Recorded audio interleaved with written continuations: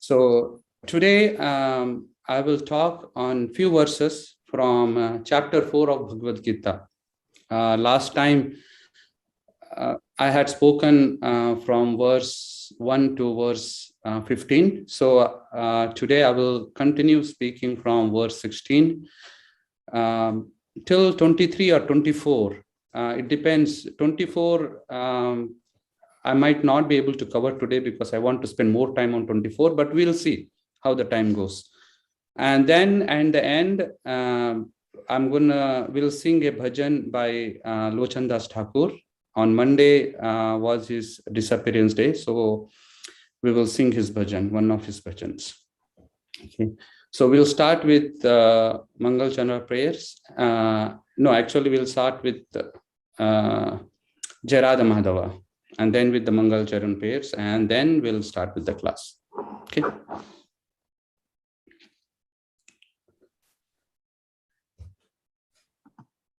Jaya Radha Madhava Kunja Bihari,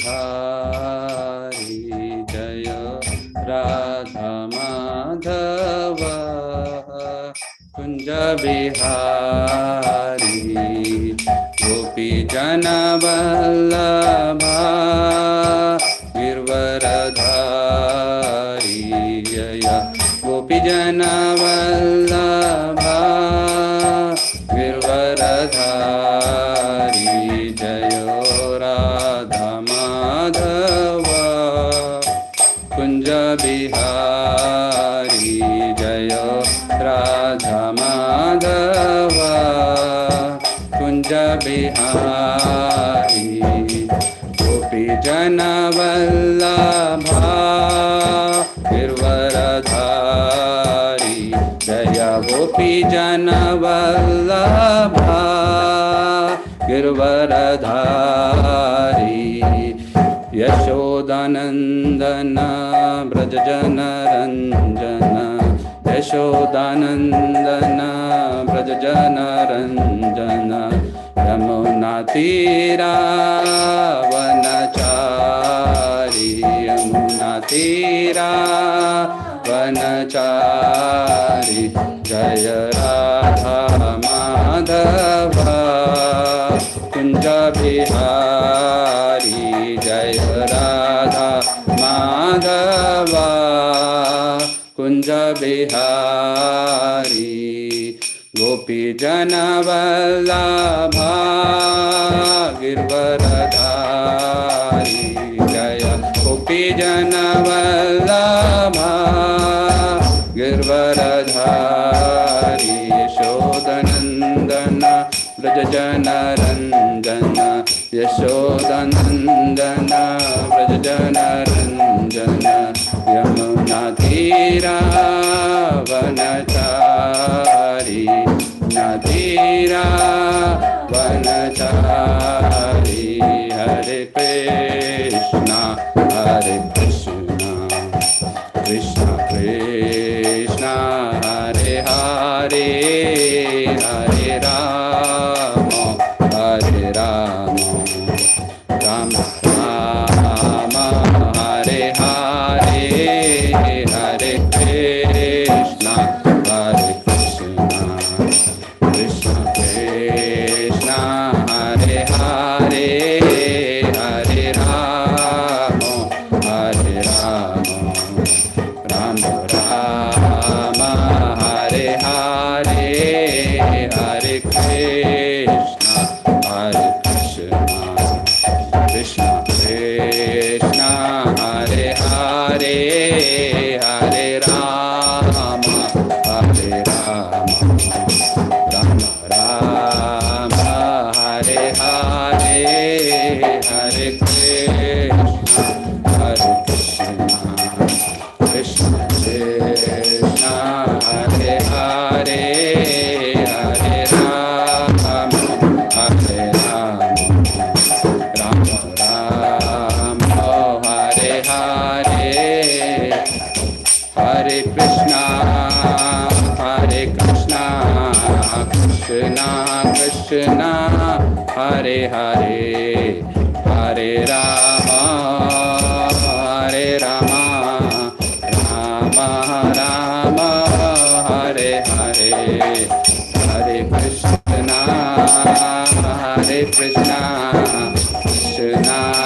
Krishna, Hare Hare, Hare Rama, Hare Rama, Rama Rama, Hare Hare, Hare Krishna, Hare Krishna, Krishna Krishna, Hare Hare, Hare Rama, Hare Rama, Rama Rama, Hare Hare,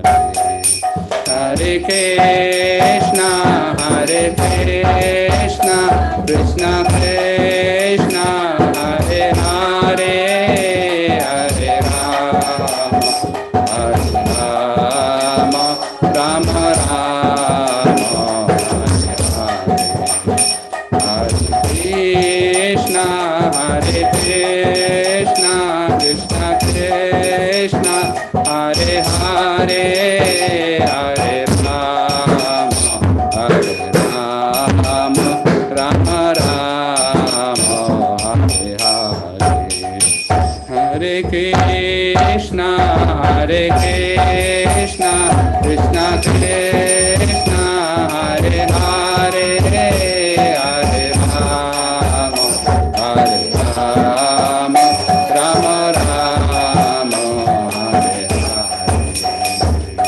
Hare, Hare Krishna, Hare Krishna, Krishna Krishna, Hare Hare, Hare Rama, Hare Rama, Rama Rama, Hare Hare, Hare Krishna, Hare Krishna, Krishna Krishna, Hare Hare, Hare Rama, Hare Rama, Rama Rama, Hare Hare, Hare Krishna, Krishna Krishna, Hare Hare, Hare Ram, Ram Ram, Hare Hare, Hare Krishna, Krishna Krishna, Hare Hare, Hare Ram, Ram Ram, Hare Hare, Hare Krishna, Krishna Krishna, Hare Hare, Hare Ram, Ram Ram, Hare Hare, Hare Krishna, Krishna Krishna, Hare Hare, Hare Ram, Ram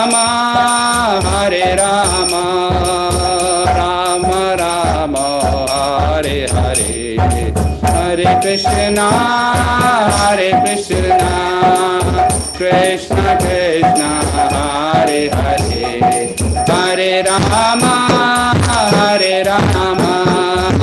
Rama Rama, Hare Hare, Hare Krishna, Krishna Krishna, Hare Hare, Hare Rama, Rama Rama, Hare Hare, Hare Krishna, Krishna Krishna, Hare Hare, Hare Ram, Ram Ram, Hare Hare, Hare Krishna, Krishna Krishna, Hare Hare, Hare Ram, Ram Ram, Hare Hare, Hare Krishna, Krishna Krishna, Hare Hare, Hare Ram, Ram Ram, Hare Hare, Hare Krishna, Krishna Krishna, Hare Hare, Ram Ram, Hare Hare, Hare Krishna, Krishna Krishna, Hare Hare, Hare Rama, Rama Rama, Hare Hare, Hare Krishna, Krishna Krishna, Hare Hare, Hare Rama, Rama Rama, Hare Hare, Hare Krishna, Krishna Krishna, Hare Hare, Hare Rama, Rama Rama, Hare Hare, Hare Krishna, Krishna Krishna, Hare Hare, Hare Rama, Rama Rama, Hare Hare.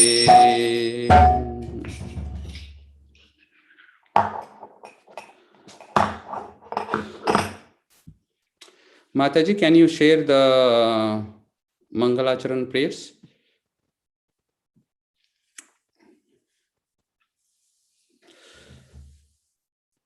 Om Ajnanatimirandasya Gnananjana Shalakaya Chakshurunmitam Mena Tasmai Shri Guruve Namaha.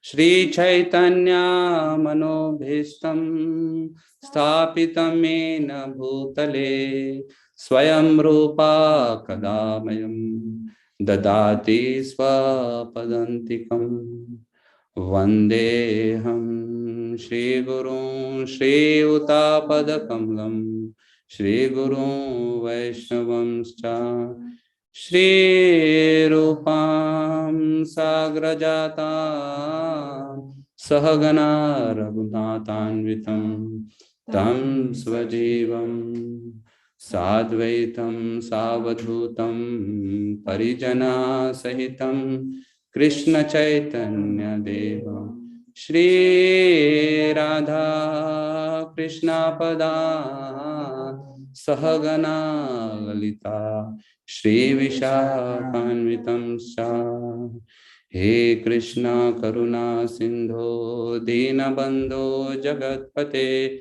Gopesha Gopika Kanta Radha Kanta Namastute Tapta Kanchana Gaurangi Radhe Vrindavaneshwari Vrishabhanu Sute Devi Pranamami Hari Priye Vancha kalpadrupyascha krupa sindhu bevacha patitanam pavanebhyo vaishnavebhyo namo namaha. Jai Shri Krishna Chaitanya Prabhu Nityananda Shri Advaita Gadadhar Shivasadi Gaur Bhaktavinda. Jai Shri Krishna Chaitanya Prabhu Nityananda Shri Advaita Gadadhar Shivasadi Gaur Bhaktavinda. Hare Krishna Krishna Krishna Hare Hare Hare Rama Rama Rama Hare Hare. Mukham karoti vachalam pangum lingayate grime yat kripatam hum bande Shri Gurum Dinataranam. Namo Vishnu Padaya Krishna Vishnu Vishnu Vishnu.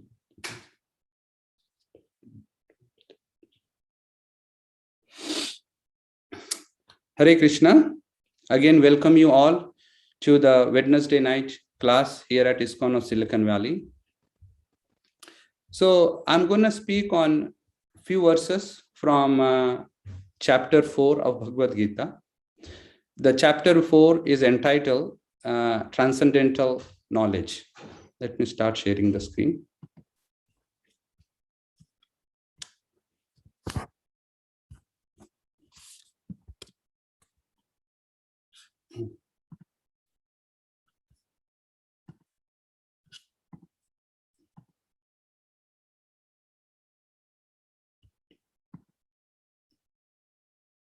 Okay, I hope you can see the screen. Okay. So this chapter is called Transcendental Knowledge, and I'm going to speak from verse 16 till 23 or 24. Now, so the first I'm going to give you the flow of this, the context where these verses appear. Then a little bit flow of the presentation, and then we'll go deeper into the verses. Now in chapter 3, at the end of the chapter 3, Krishna says, Evam Buddhe Param Buddha Samstabhyam Atmana Jahi Shatru Mahabhaho Kama Rupam Durasadam. He says, know yourself to be transcendental to material senses, intelligence, and mind. And then by steady your mind by the deliberate intelligence and by that spiritual strength, one should control this insatiable envy called lust. So, one has to be very deliberate in intelligence when we want to control this insatiable envy, lust. So he talks about the most formidable enemy in chapter 3, and he says how we can control this enemy, and that through deliberate intelligence. So if we have to do with deliberate intelligence, that means we have to have a knowledge. So in chapter 4, Krishna talks about this transcendental knowledge. He says that he has spoken this transcendental knowledge to Vivaswan, the sun god, and Vivaswan in turn has spoken this knowledge to Manu, and Manu in turn has spoken this knowledge to Ishwaku. And now Krishna tells the same knowledge to Arjuna because the knowledge was lost, and he is reviving this knowledge and he is teaching the same knowledge to Arjuna. And Krishna says, he talks about his transcendental appearance and the activities in this material world. He says that he appears whenever there is a decline in religious principles and rise in irreligious principle. At that time, he descends to this world. And what does he do? Why does he descend? He descends to protect the devotees, kill the miscreants, and to establish the dharma. For that, he comes in every yuga. And he tells about his activities, and finally, he says that, janma karma chame divyam, evam yo veti tatvataha, tyakta deham punar janma, naiti mam iti so Arjuna. Those who know my transcendental activities and birth, upon leaving this body, does not take birth in this material world, but reach to my eternal abode. And then he also talks about that he is not bound by the activity in this world, and he has no desires, and he is not entangled by the activities. And those who understand this truth and do their activities, they will also be not entangled. And then he says that many people in the past have been liberated by understanding this truth. And Arjuna, you also follow in their footsteps and just do your duty. So this is the context that's happening before the verse 16. So he says that you do your duty following the footsteps of the liberated souls who have understand this transcendental knowledge. Now, if we have to understand the transcendental knowledge and do your duty, then one must ask, then what kind of acts one must do? So Krishna talks from 4:16. He talks about what kind of acts we should do, what is karma. He talks about what is akarma, and he also talks about what is vikarma. So we're gonna talk that in detail. In Krishna, in 3rd chapter, Krishna says that no one can, even for a moment, can remain idle. They are mercilessly forced to act in this material world by the qualities that he has acquired based on the modes of material nature. So he's forced to act. So there is no way that one can refrain from doing any act in this material world. So if one has to act, then we should know what kind of act one must do. So it is very important to know what kind of act one must do.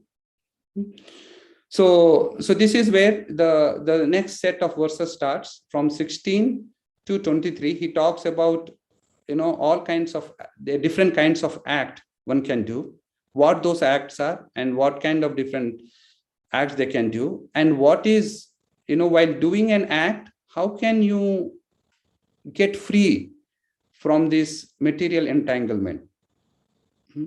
Because that is the purpose of the life. Krishna has said earlier also that anyone who understands this transcendental knowledge and understands that Krishna does not get entangled by the material activities, he also will not get entangled. So, but we need to know what it is, how it can be done. So now let's start with verse 16. Kim karma kim akarmeti kavayopi atra mohita tatte karma pravakshami yajnatva mokshase shubhat. Even the intelligent are bewildered in determining what is action and what is inaction. Now, I shall explain to you what action is, knowing which you shall be liberated from all misfortune. So Krishna is bringing up a very good point here. He is saying, Kim karma, what is karma? Kim akarmeti, what is akarma? Kavayopi atra mohitaha. Even the intelligent people, even the most scholarly people, they cannot understand what is karma and what is akarma. They get bewildered. Now, I am going to talk to you. Krishna is saying to Arjuna that I am going to talk to you about this karma. Knowing this, you will be free from this material entanglement. That is what he is saying. Kim karma, kim akarmeti, kavayopi atra mohita, tatte karma pravakshami, yat gnatva mokshase shubhat. By knowing this, you will be liberated. Now, there is a story which Srila Siddhanta Saraswati Thakur cites. There was one landlord. He was very wealthy, and he desired to see sun in a night time. So his followers, they wanted to please their landlord, their master, and they wanted to fulfill its desire. So they says, yes, we will get to the sun in the night. So one person went and he got the one candle, and he put it up there, and he said, okay, here is the sun. The landlord was not satisfied. He said, no, I mean, this is nothing, So the other person went, he bought, a couple of them. Still landlord was not satisfied. And then someone went and he bought bunch of candles, thinking that he will certainly satisfy his master. And he showed, but it was still, here, it was nothing near to what sun throws the light. So he said, this is also nothing. So they and then a lot of people got together, and then they tried to get some scientific thing, and by that they tried to do some artificial light, and they put a lot of light. Still, it was nothing close to anything sun can emit. So the landlord was dissatisfied, but there was one very considerate person who was seeing what is going on. He was observing what is going on, and he said to the landlord, by the way, there is nothing in this material world that can equal to the sun's light. You bring all the artificial light of this material world, still it will be nothing to a single ray of a sunlight. So you can't really create a sun. You have to wait till tomorrow morning for the sunrise. So similarly, the intelligent people are very bewildered. They are very bewildered because they sometimes try to understand the Supreme Lord by their mental speculation. They do a lot of things, but they fall short. They can't, they get bewildered. They can't even understand them. So this is what, Krishna is saying here, that, even forget about understanding Lord Krishna. Here, Krishna is saying that they can't even understand. They get bewildered by what is karma and what is akarma. It is very, very difficult subject. If one has to understand karma and akarma, or one has to understand this knowledge, they have to follow in footsteps of the authoritative persons. Just like Krishna has taught this knowledge to Vivaswan, and Vivaswan to Manu, and Manu to Ishvak. When now he's speaking to Arjuna, similarly, one should follow in the footsteps of this disciplic succession. Unless one is following this instruction, there is no way that one will understand this knowledge. So Prabhupada mentions a very good point here. It is said that one cannot ascertain the ways of religion simply by imperfect experimental knowledge actual principles of religion can be laid down by Lord himself. So the Lord, he, in the previous chapter, we saw that he had created the Vedas, he had created the occupational duties, the living entities, and all the laws of the nature, how to live, is mentioned in this Veda, and that Veda is coming from the Supreme Lord himself. So if one has to understand the Supreme Lord himself, then we have to follow in his disciplic succession. Unless we do that, there is no way that one can understand this knowledge. And he also mentions about the 12 Mahajanas, and 12 Mahajanas are the followers of Dharma. They know what Dharma is, and they are the followers of Dharma. So one should follow in the footsteps of these 12 Mahajanas. And finally, in the last sentence, Prabhupada mentions, therefore, I think this is, let me move this, okay.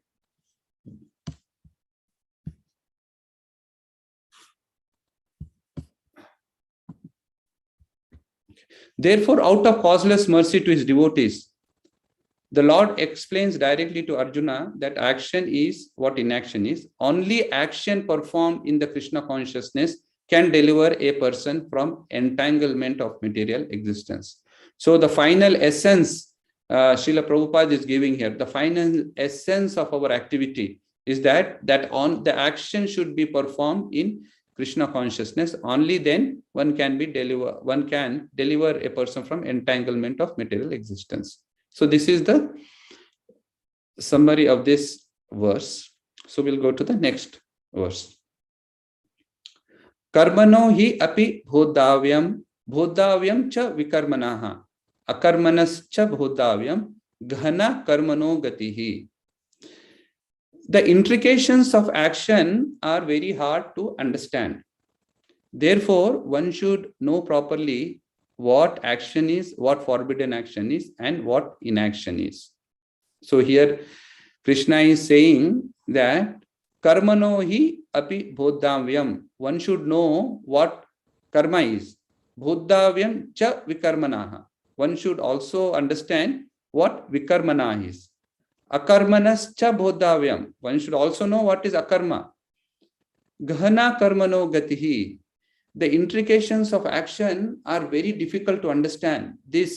So Krishna here introduces, 3 types of acts one can do: karma, akarma, and vikarma.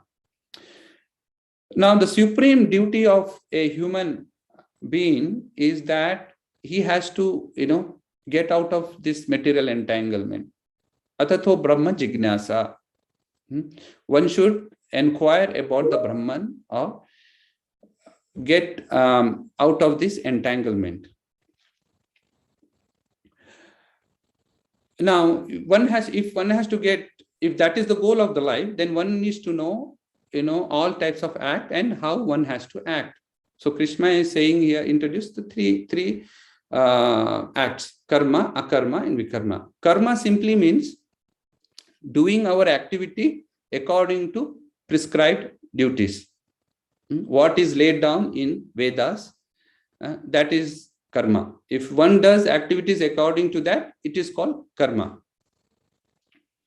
Now, vikarma is opposite of that. One who is, if he is doing karma which is not prescribed in the Vedas or the scriptures, that is vikarma. Something like the meat eating or the illicit sex, gambling, those are all vikarmas. And then akarma is inactivity. Akarma is no karma or inaction. So it can mean 2 things. It can mean no activity, which is inaction, and it can also mean no karma. Any activity that produces no karma is akarma. Now, earlier, Arjuna was bewildered. He was confused. He said, I don't want to fight this war because he gives many reasons. He says, I will incur sin. He gives many reasons. So he said, I don't want to do this, fight this war. And because, I will not do any action, and so there will be no reaction. So that is akarma in that sense. But Krishna is not talking about that akarma here. Here he is talking about, you do your activity, but any activity that does not produce any reaction, that is akarma. Now, Prabhupada cites this example. He says, if you are working for a military or in, and then they ask you to go and kill the enemy. So he goes and kills the enemy. So what kind of action is that? Is it akarma? Is it vikarma? Or is it karma? So it is neither vikarma or karma, right? It is akarma. So he is not getting any reaction because the government itself, the military itself, asked him to go and kill that person. But if someone goes and kills a person, he will be charged for the murder. And then the law will take its course and he will be punished. So that is, vikarma. So he is doing something which is not prescribed, which is not there in the rule book. So he will be punished. And then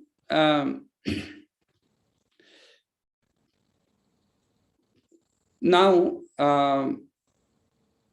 so akarma, so that is akarma. Now, the supreme law of the Lord is designed by the Lord Krishna, right? If one works for Lord Krishna, then one need not worry about any reactions because he is that person is working for the Supreme Lord, and whatever his direction, he is working according to his directions. So there is no reactions for that, right? And then one will be freed. If you are not working according to the Supreme Lord's instruction, then one has to be very careful. Every act you have to do, you have to think, oh, is this a good act? Should I do or should I not do?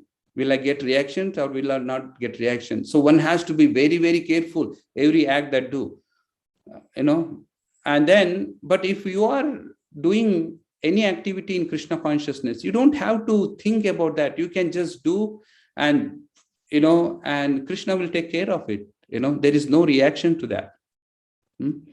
So that is that is the three acts that Krishna mentions here: karma, akarma, vikarma. So I hope this is clear.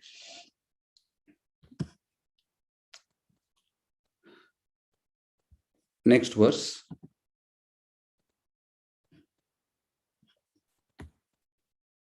Karmani akarma ya pashet akarmani cha karmaya sa buddhiman manusheshu sa yukta Krishna karmakrit.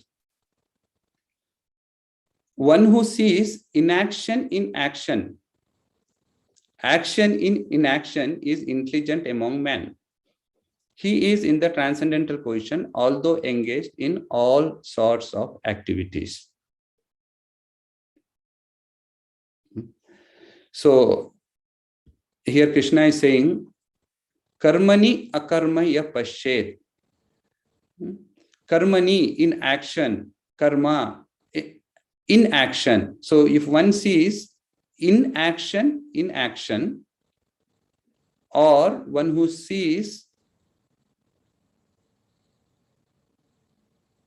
action in inaction in action, and action in inaction, is intelligent among men. Akarmani cha karmayaha sa buddhiman manusheshu, sa buddhiman manusheshu. he is the intelligent among the human society who understands this principle of inaction in action and action in inaction. So he is considered to be in a transcendental position. So let's see what Srila Prabhupada says in the purport. A person acting in Krishna consciousness is naturally free from bonds of karma. His activities are all performed for Krishna. Therefore, he does not enjoy or suffer any of the effects of the work. Consequently, he is intelligent in human society. Even though he is engaged in all sorts of activities for Krishna, akarma means without reaction to work. The impersonalist sees free to activities out of fear, so that the resultant action may not be a stumbling block on the path of self-realization. But personalities know rightly his position as the eternal servitor of the Supreme Personality of Godhead. Therefore, he engages himself in the activities of Krishna consciousness because everything is done for Krishna. He enjoys only transcendental happiness in the discharge of his service. Those who are engaged in this process are known to be without desire for personal sense gratification. The sense of eternal servitorship to Krishna makes immune to all sorts of reactionary elements of work. Here, Prabhupada is mentioning, sometimes impersonalist, as earlier I was mentioning, Arjuna didn't want to fight because he didn't want to incur any sins. So he was doing inaction. Similarly, the impersonalist, they are very fearful of this material work. They don't want to get entangled. So they don't want to do the activity. So that is, they don't want to do any activity that is inaction. But internally, their senses, their senses are dwelling upon the sense enjoyment. They artificially refrain themselves, but their senses are, are looking for the sensory objects. So that is, he's doing inaction, but there is action involved. This sense enjoyment is there. He is attracted to the, to the sensory objects. So, but in the other case, one who sees action in an action,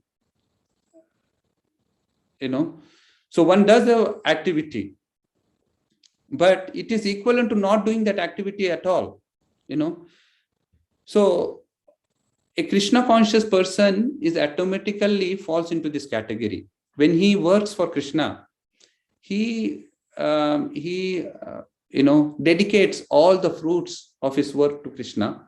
He is doing all the activity that is prescribed according to Krishna's injunction, and he is, offering all the results of his activity to Krishna. So he is acting, but he is not enjoying the results. So it is equivalent to doing action in inaction, right? And also,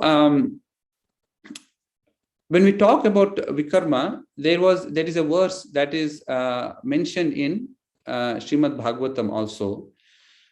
It is said there, Nunam pramata kurute vikarma yad indriya pritya apunoti na sadhu maneyata atmanoyam asan api kleshada asadeha. Nunam pramata kurute. One performs these sinful activities, pramata kurute vikarma. So this, you see this vikarma here, he's talking about the same vikarma that we are discussing about. Now he talks, those are the sinful activities which are forbidden in the scriptures. The translation, when a person considers sense gratification the aim of life, he certainly becomes mad after materialistic living and engages in all kinds of sinful activity. He does not know that due to his past misdeeds, he has already received a body which, although temporary, is the cause of his misery. Actually, the living entity should not have taken on a material body, but he has been awarded the material body for sense gratification. Therefore, I think it is not befitting an intelligent man to involve himself again in the activities of sense gratification, by which he perpetually gets material bodies one after another. So, the whole material world is based, is based on the activities that the living entity is performing, and what is driving them to do all kinds of, the main goal of their life is sense gratification. So they are going mad, they are working very hard to maintain themselves, and also trying to enjoy the senses. So they are really mad, and they don't know that the life that that they have received is because of their past previous activities. But yet, so they don't have that knowledge, so they are working for the senses and further entangling themselves in this material world. But only one who is a sadhu, who is intelligent, refrains himself from his sense gratification and avoids getting the material body one after another. So the same theme has been mentioned here, what we are talking about in the Bhagavad Gita course, that the intelligent person who sees action in inaction and inaction in action is an intelligent person. And a person who performs his activities but is not attached to the sense gratification is an intelligent person.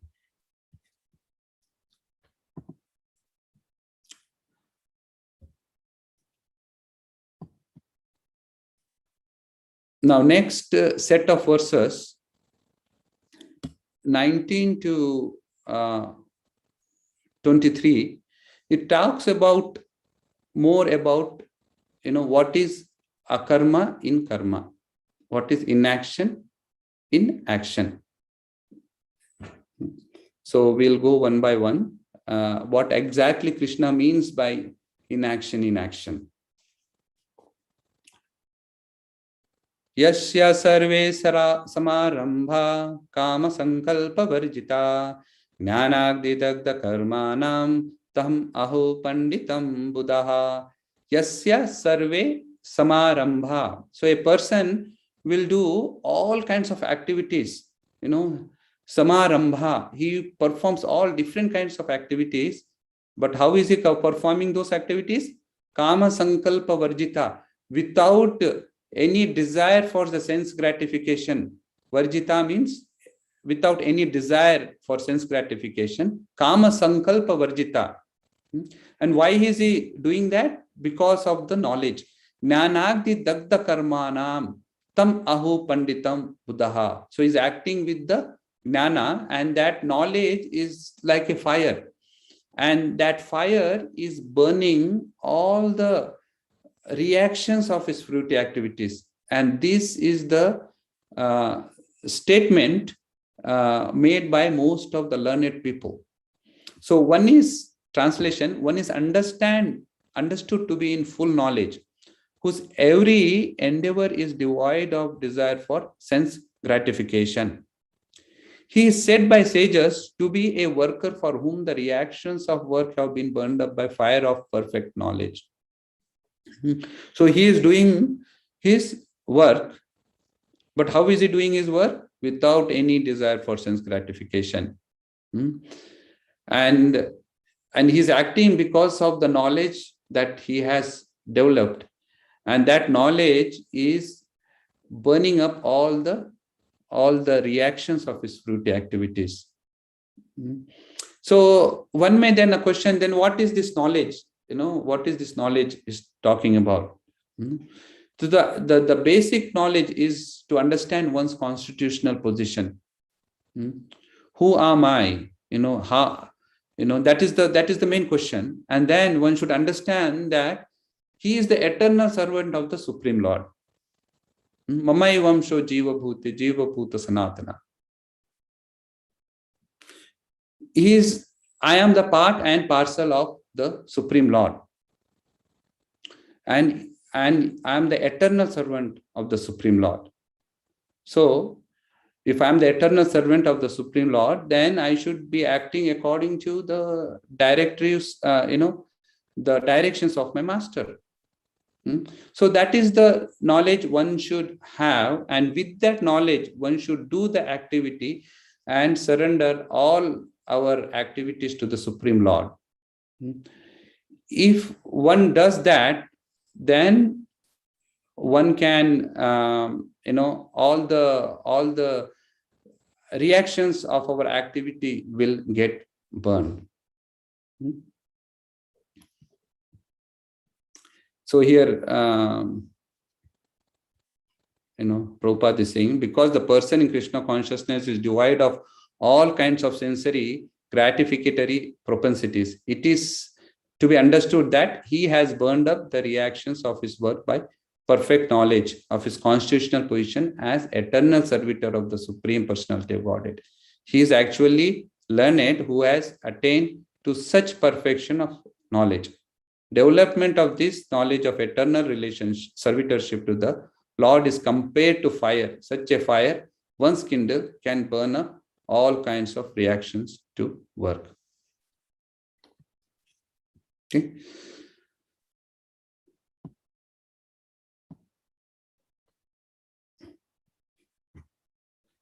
त्याक्त्वा कर्म फला संघम नित्य तृप्तो निराश्रयः कर्मणि अभिप्रवर्तोपि नैव किंचित करोति सः. त्याक्त्वा कर्म फला संघम. So here Krishna is talking about the practice state of a karma yogi, which means how does a karma yogi should practice. He said he should tyaktva karma phala sangham. He should do karma without desiring, without attachment to the fruitive results. Nitya trupto nirashrayaha. Nitya trupto. He should be self-satisfied. And nirashrayaha. He should be without any shelter. That means independent. So he is, when Krishna is saying without any shelter, it doesn't mean that we are actually dependent on Krishna and he is our ultimate shelter. When Krishna is talking without any shelter, he is indicating that we should not take the shelter of the fruits of our action. That is what he is meaning here. We are dependent on Krishna and he is our ultimate shelter. But one must be nirashrayaha. That means one should be not dependent on the fruits of one's own activity. Karmani abhipravartopi naiva kinchit karoti saha. So even though he is engaged, karmani abhipravartopi, even though he is engaged in all kinds of activities, following the above mentioned path of following, like karma phala sangham, giving up the attachment to fruit activities, nitya trupto, that once satisfied, nirashrayaha, not dependent. If one who is following these principles and he is doing some activities, then naiva kinchit karoti saha, he is not doing any activity. So here Krishna is giving the definition of akarma in karma, and this is the practice state of karma yogi. He's saying how one should act. Abandoning all attachment to the results of his activity, ever satisfied and independent, he performs no fruitive action, although engaged in all kinds of undertakings. The freedom from the bondage of action is possible only in Krishna consciousness. When one is doing everything for Krishna, the Krishna conscious person acts out of pure love for the Supreme Personality of Godhead, and therefore he has no attraction for the results of the action. So we see the Prabhupada's theme again and again in the purport. He is always talking about a person in Krishna consciousness, because that is the essence of the ultimate activity of our karma. So that is the ultimate essence of our activity. So he's talking, if a person who is in Krishna consciousness, then he is automatically, he is not attached to his results. He is doing everything for Krishna because of pure love for the Supreme Lord. He is doing the activity, not because he wants to, enjoy, the activity also, and also the results. He's doing only to satisfy Krishna. He's not doing anything to satisfy himself. He's only doing everything for the satisfaction of Krishna. So by doing that, he is not attached to the results, whatever he's getting. So he's automatically not attached. Nor he is anxious to secure things, nor to protect things already in his possession. So he's not anxious. So he doesn't want any results from his activity. And whatever he has, he's not very anxious to secure things and protect things, whatever is in his possession. And he just does his duty, and whatever comes on his accord, he just accepts it. And that was Prabhupada is saying, this is the sign of akarma, or action without fruitive reaction. Any other action, therefore devoid of Krishna consciousness, is binding upon the worker, and that is the real aspect of karma, as explained herein before. Okay.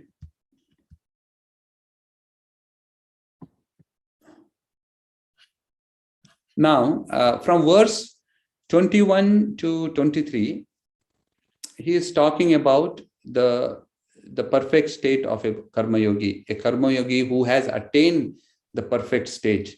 What his qualities are. That's what Krishna is discussing in these 3 verses. So, Nirashir yata chittatma tyaktva sarva parigraha shariram kevalam karma kurvan napnoti kilbisham. Nirashir yatha chittatma. Nirashir. So how will, what is his qualification? He is without, again, any desire of the results. Yatha chittatma. He is controlled in chittatma, in mind and intelligence. So he is nirashir, which is he is without any desire. He is yatha chittatma. He is very controlled in his mind and intelligence. Tyaktva sarva parigraha. So he is giving up every all sort of proprietorship over his possession. Tyakta sarva parigraha. Shariram kevalam karma. He is only acting to the basis necessity for his maintenance. Kurvan napnoti kilibisham. If he is doing like this, and if he is acting, then he is not doing any karma. So he is doing, is equivalent to doing no karma. So which is akarma. So this is again inaction. He is doing all his activities, but he is performing no karma. Translation: such a man of understanding acts in mind and intelligence, perfectly controlled, gives up all sense of proprietorship over his position, and acts only for the bare necessities of life. Thus working, he is not affected by the sinful reactions.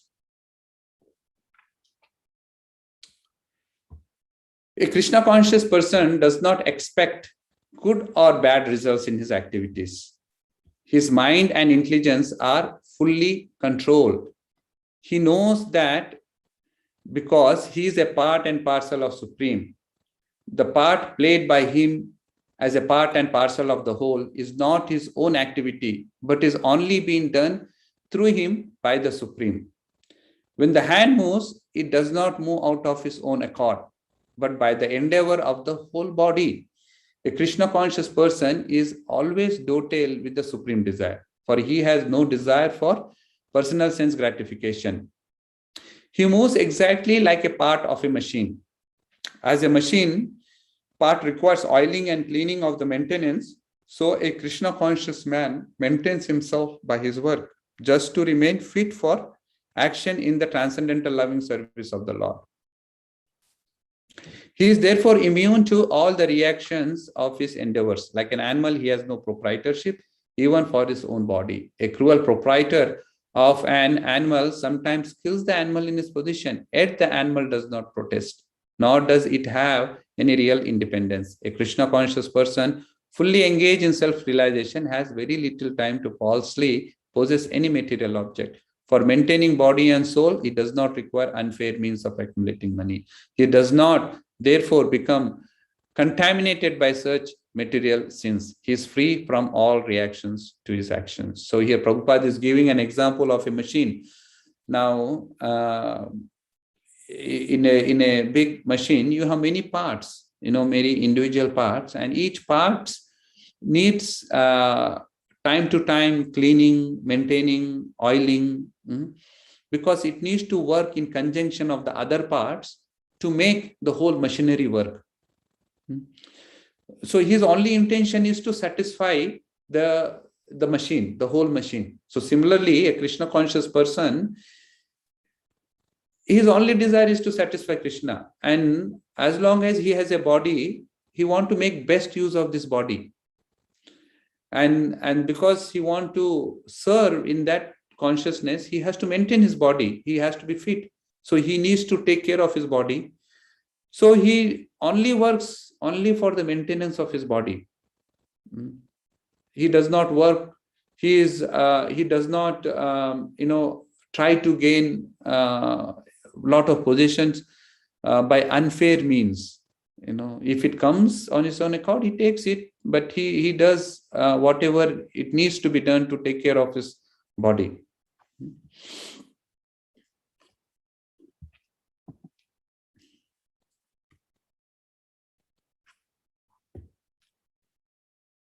Verse, 22nd verse. Yadricha labha santusto dvandvatito vimatsaraha samhasiddhav asiddhaucha kritvapi na nibhadyate. Translation: he who is satisfied with gain which comes on its own accord, who is free from duality and does not envy, who is steady in both success and failure, he is never entangled, although performing actions. Yadricha labha santusto. He is always satisfied, by whatever gain he gets, he's always satisfied with whatever he gets. Dvandvatito vimatsaraha. He is beyond the duality of this material nature, who rises beyond the duality of this material world. So there is the whole material world has this duality. There is happiness. Sometimes you get distress. Sometimes success. Sometimes failure. Sometimes there is a heat. There is a cold. There is there is a summer. There is winter. So there is always going to be a duality in this material world, but one has to rise above this duality and not be affected by the duality. So adricha lapta santusto dvandvatito vimatsaraha. So he does not take anything.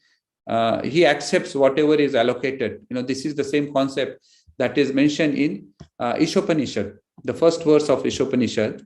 It says, Isha Vashyam idam sarvam yat kincha jagatyam jagat tena tyaktena bhunjita mangruda kashyasvid dhanam. Everything animate or inanimate that is within the universe is controlled and owned by the Lord. One should therefore accept only those things necessary for himself, which are set aside as his quota, and one should not accept other things, knowing well to whom they belong. So he has this knowledge. He has the perfect knowledge, saying that everything animate, inanimate, everything is owned by the Lord. So that's why he does not, he only accepts whatever is set as his quota. That means whatever comes on its own accord, he does not endeavor to get something more. No? And he knows that all this belongs to the Supreme Lord, and with that knowledge, he just accepts whatever comes on its own accord. Samasiddhau asiddhau cha. So being steady, again, siddhau in success or failure. So one should be, whatever, again, one should not be disturbed by by success or failure. One should take as it comes, and one should be steady. Krutwapina nibadyate. So if one does that, then he does not get affected by the material energy. He does not get entangled.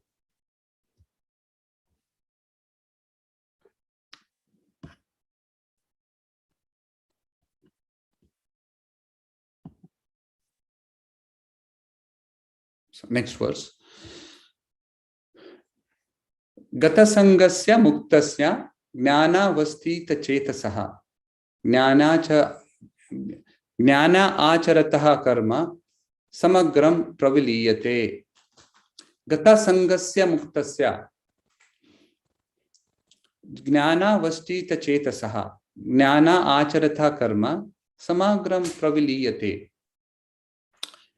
The work of a man who is unattached to the modes of material nature and who is fully situated in transcendental knowledge merges entirely into the transcendence.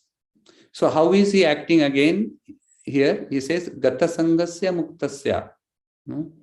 He is unattached to the modes of the material nature.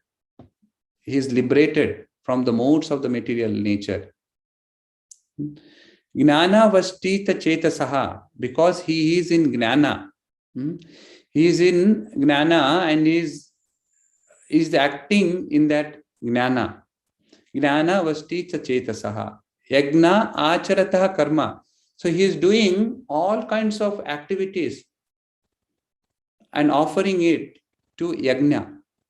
In this case, so yagna is generally referred to the fire sacrifice. And then yagna, the Supreme Lord is also called yagna. Yagna acharataha karma. So he is doing all kinds of activities only for the satisfaction of the yagna. Samagram praviliyate.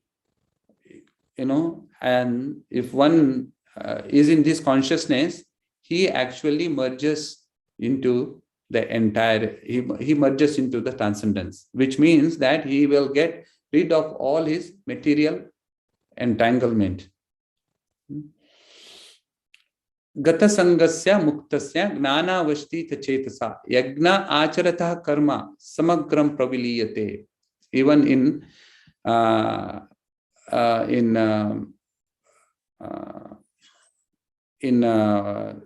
chapter 3, Krishna also mentions about yagna. He mentions that any activity that we do, one has to offer that activity to Supreme Lord. If one does not do that, then one gets entanglement, into this activity.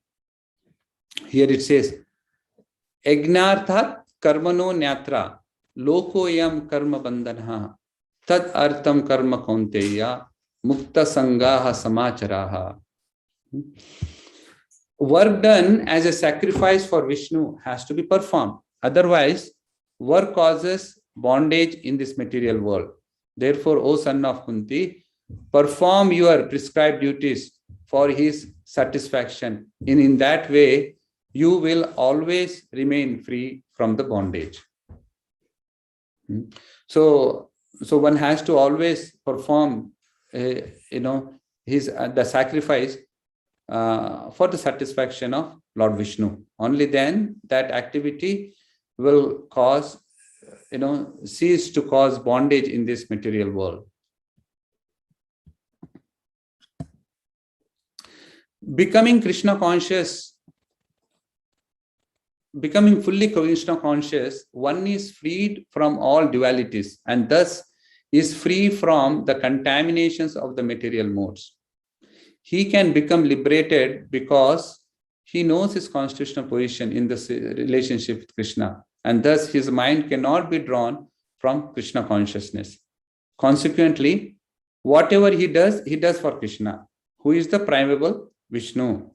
Therefore, all his works are technically sacrifices, because sacrifice aims at satisfying the Supreme Person, Vishnu, Krishna. The resultant reactions to all such work certainly merges into the transcendence, and one does not suffer material activities.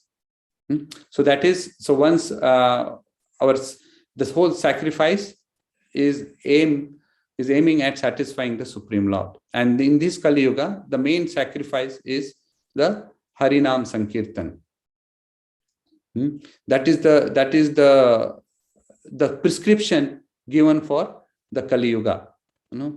Hare Nama, Hare Nama, Hare Nameva Kevalam, Kalau Nasteva, Gatir Anyatha. There is no other way other than chanting the holy name of Lord Hari. Right? So that is what is Krishna saying here. And then there is a beautiful verse in Srimad Bhagavatam, which actually talks about the same principle with an example. So Krishna is talking.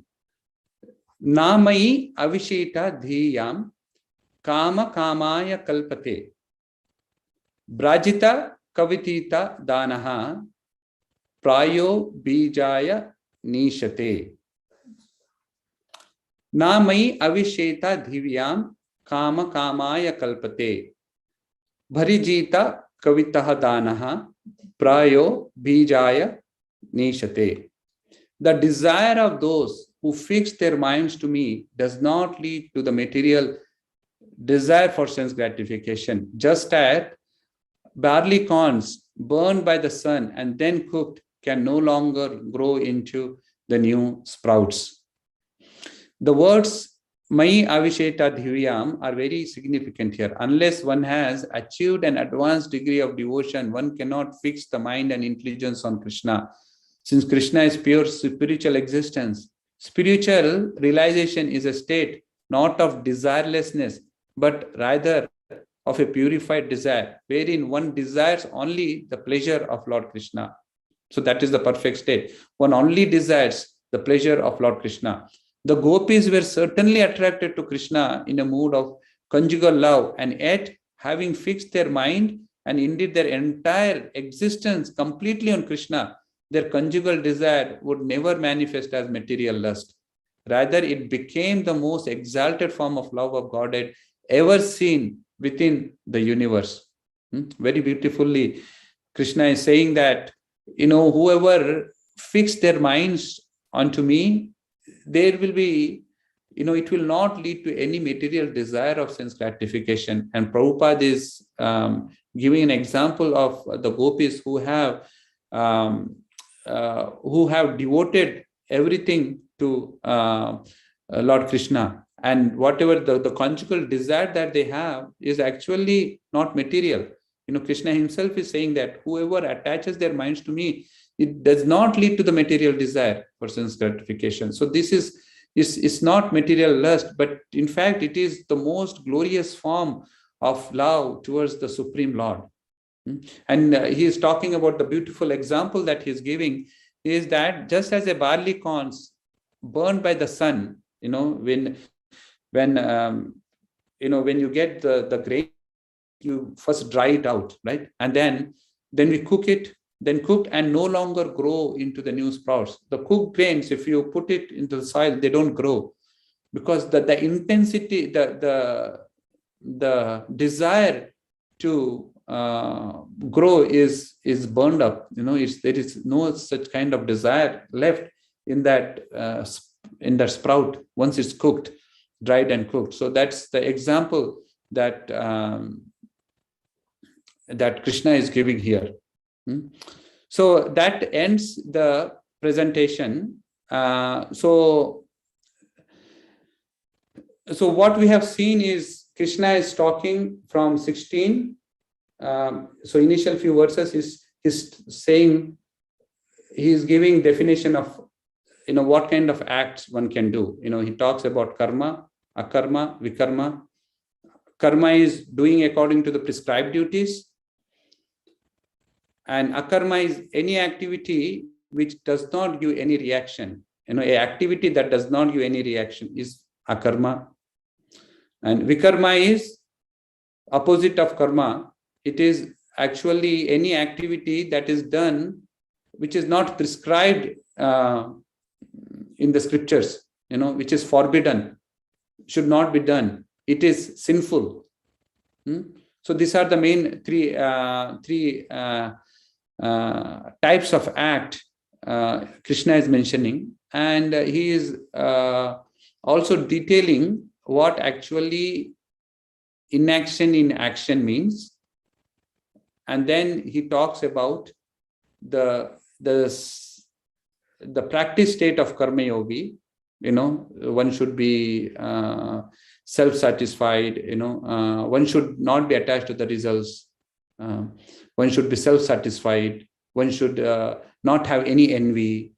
And then if one does an activity, it is equivalent to not doing any activity at all. So he gives the practice state of karma yogi, and then the final 3 verses he talks about the perfect state of karma yogi. So that is the summary of the today's presentation. So at this point, it is 8:15 now, about 8:15. We can open up for questions, reflections, or any comments anyone has. And then after that, I'm not seeing the video.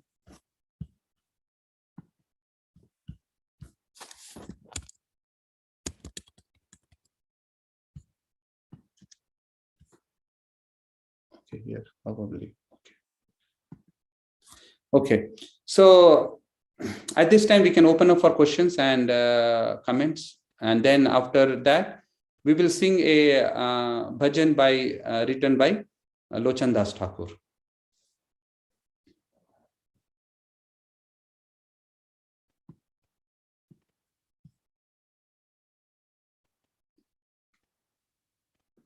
Any comments on the chat? Also, I don't see. Okay. So is that okay? Then we can go to bhajan. Hare Krishna, Shri Gopal Prabhu. This is Ashray Madhav Das. Hare Krishna Prabhu. Hare Bol, Hare Bol. Hare Krishna. Prabhu, so I am monitoring the online chat. We don't have any questions there. Okay.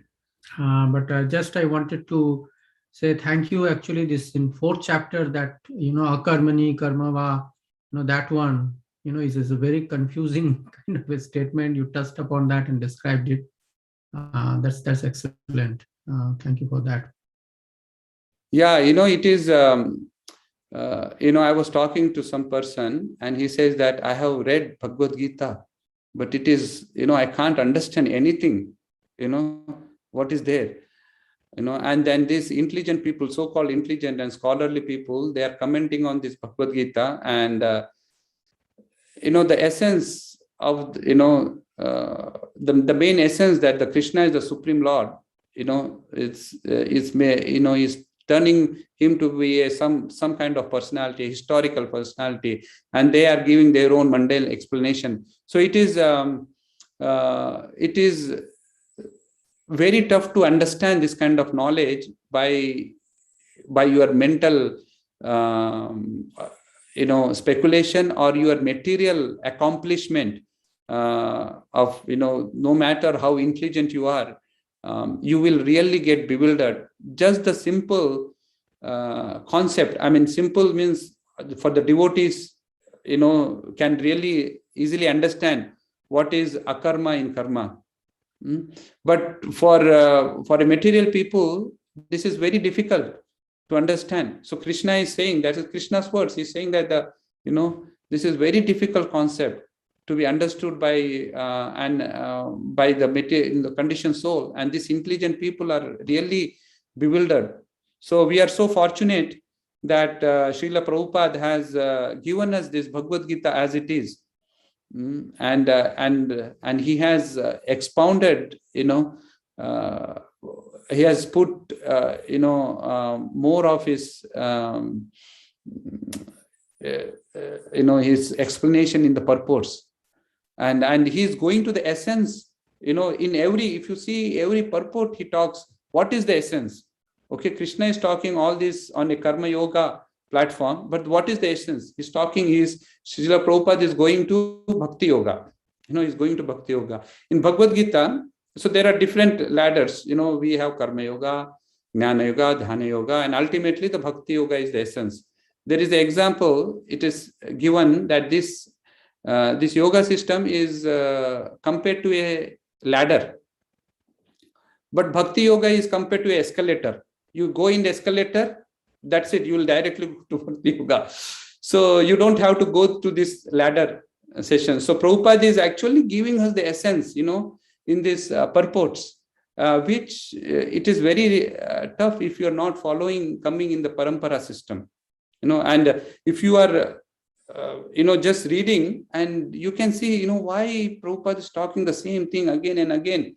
He's emphasizing it again and again. The essence of, our activity should be Krishna consciousness. Thank you, Ashriya Madhava Prabhu, for bringing up this point. Thank you, Sri Gopal. Hare Krishna. So if there are no questions or comments, we can go to the bhajan. Okay.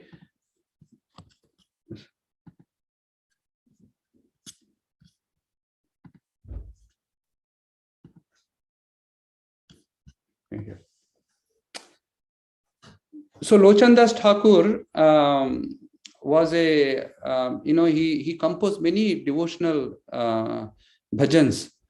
He appeared actually after Chaitanya Mahaprabhu left this world, and he has written Chaitanya Mangal, very nice pastimes about Chaitanya Mahaprabhu.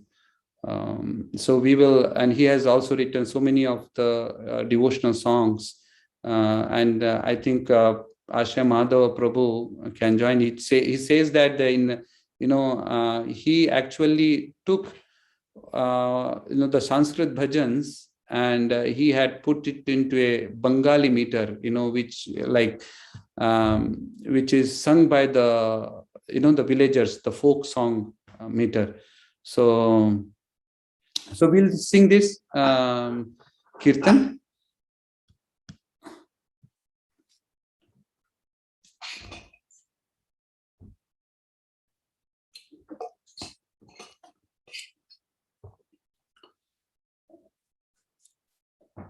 Parama karuna paudui jana Nitai Gaurachandra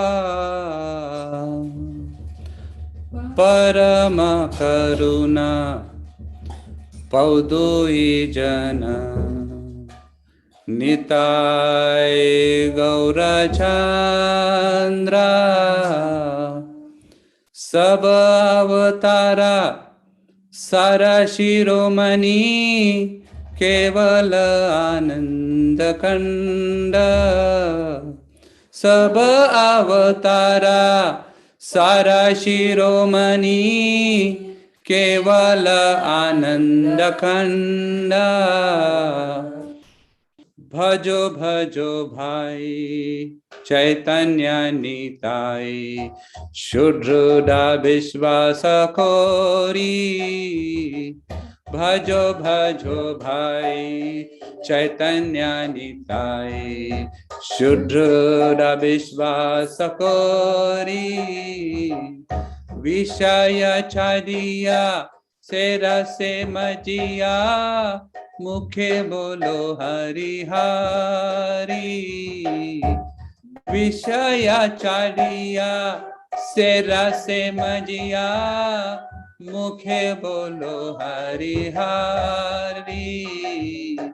देखो ओरे भाई त्रिभुवने नाई, हे मौन दयाल दाता। देखो ओरे भाई त्रिभुवने नाई, हे मौन दयाल दाता। पाशु पाखी जुरे पाषाण विधरे, सुनिया रघुन गाथा। पाशु पाखी जुरे पाषाण विधरे, सुनिया रघुन गाथा। संसारे भजिया रोहिलो परिया, से पादे नहीं लो आस। संसारे मजिया रोहिली पोरिया, से पादे नहीं लो आस। आपन कर्म भुंजाहे समना, कहो हे लोचन दास। आपन कर्म भुंजाए समना, कहो हे लोचन दास। परम करुणा पौदोए जना, निताय गौरचंद्र। परम करुणा पौदोए जना, निताय गौरचंद्र।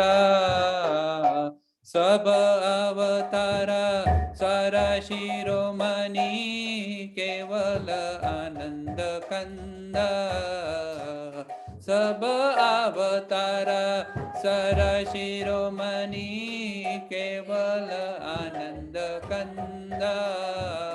भजो भजो भाई चैतन्य निताई, शुद्र विश्वास कोरी। भजो भजो भाई चैतन्य निताई, शुद्र विश्वास कोरी। विषय चारिया से रसे मजिया, मुखे बोलो हरि हरि। विषय चारिया से रसे मजिया, मुखे बोलो हरि हरि। देखो ओरे भाई त्रिभुवने नाई, हे मौन दयाल दाता।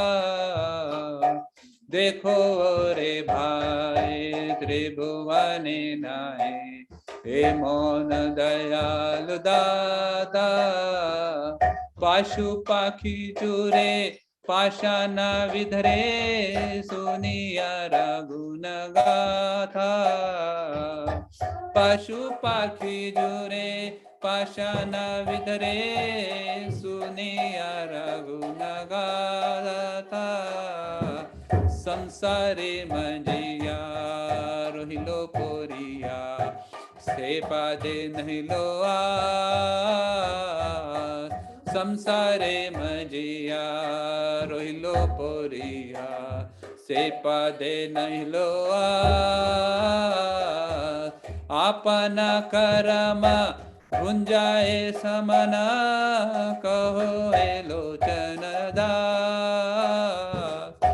आपन कर्म भुंजाए समना, कहो हे लोचन दास। आपन कर्म भुंजाए समना, कहो हे लोचन दास। न कर्म भुंजाए समना, कहो हे लोचन दास। कहो हे लोचन Lochana Das,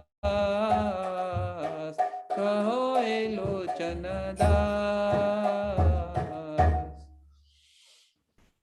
Translation. The two lords, Nitai Gaurachandra, are very merciful. They are essence of all incarnations. The specific significance of this incarnation is that they introduce a process of chanting and dancing that is simply joyful. My dear brother, I request that you just worship Lord Chaitanya and Nityananda with firm conviction and faith. If one wants to be Krishna conscious by this process, one has to give up his engagement in sense gratification. One simply has to chant Hare Krishna, Hari Hari without any motive. My dear brother, just try and examine this. Within three worlds, there is no one like Lord Chaitanya or Lord Nityananda. Their merciful qualities are so great that upon hearing them, even birds and bees cry and stones melt. But Lochan Das regrets that I am entrapped by sense gratification. Since I have no attraction for the lotus feet of Lord Chaitanya and Lord Nityananda, then Yamraja, the superintendent of death, is punishing me by not allowing me to be attracted by this movement. Jaya Gauranitai, Gauranitai, Gauranitai, Jaya Gauranitai, Jaya Gauranitai, Gauranitai, Gauranitai, Jaya Gauranitai, Jaya Gauranitai, Gauranitai, Gauranitai, Jaya Gauranitai.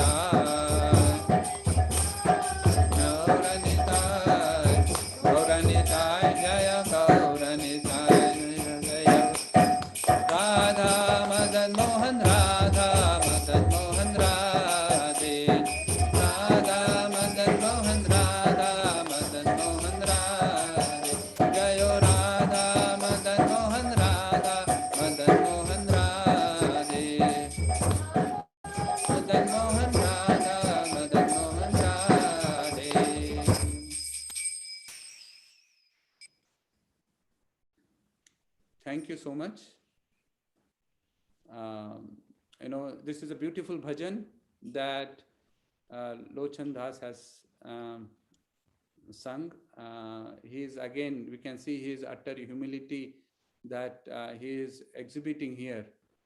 And he is saying that, if one has to get this Krishna consciousness, one has to give up his engagement in sense gratification. One has to chant the names of Lord Hari, and that is the Yuga Dharma, and that is, the process of also getting free from the sense gratification. Okay. Thank you all for joining today's Wednesday night class here at ISKCON of Silicon Valley. We have the upcoming class. The next class would be on Saturday morning, starting at 6:15 with Japa, and we'll have a Darshanarti at 7:15, and then the class starts at 8 o'clock, and it will go till 10:30, and then we'll have a Prasadam, and the next class after Sunday evening from 3:30 p.m. to 5:30 p.m. But before Saturday, we have a Harinam Sankirtan at Palo Alto, starting 6:59 p.m. So 6:59 p.m. on Friday evening, there is a Harinam at Palo Alto. Okay. At Lytton Plaza. At Lytton Plaza, yes. Thank you, Prabhu, for reminding the place. Yeah, it's at the intersection of University Avenue and Emerson Street. And we hope to see you there on Friday. Please bring your friends, family, and kids, especially enjoyable. The kids look forward to this event. It's a very nice, blissful, where devotees come together, sing the holy name, distribute the transcendental books, and go home happily after that. This is the process that has been recommended by Lord Chaitanya Mahaprabhu. So thank you. So hope to see you on Friday. Okay. Hare Krishna. Shri Gopal Prabhu ki jai. Thank you, Prabhuji. Thank you very much.